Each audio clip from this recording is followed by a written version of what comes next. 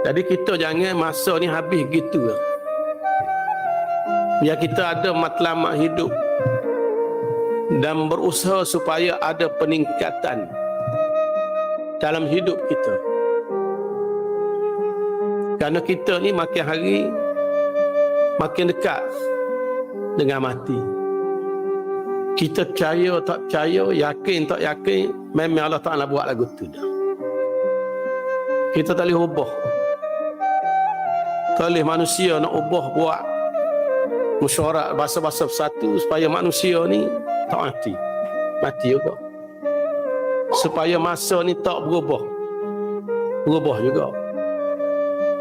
Ni'matani maghbunun fihima kathirun minan nas. As-sihhatu wal faragh. Dalam hadis Nabi sebut ni'matani, dua nikmat. Maghbunun fihima kathirun minan nas. Kebanyakan manusia terpedaya, tertipu dengan dua nikmat. Tak berasa benda ni nikmat. Bila tak berasa dua perkara ni nikmat, kita tidak guna peluang dan ruang dalam dua perkara yang Allah Ta'ala beri ini. Yang pertama Nabi sebut as-sihhatu, nikmat sihat.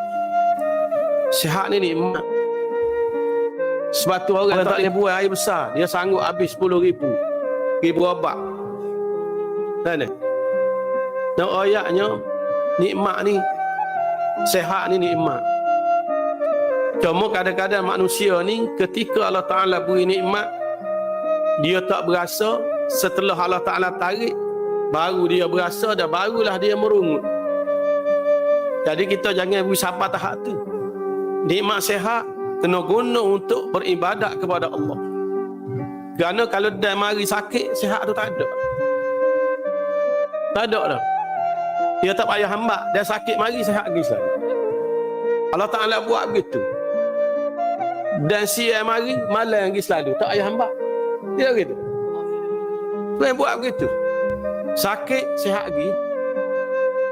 Dan dia pergi tu, kalau mari pulak pun sihat, tak serupa dengan sihat pertama sebelum sakit. Percaya?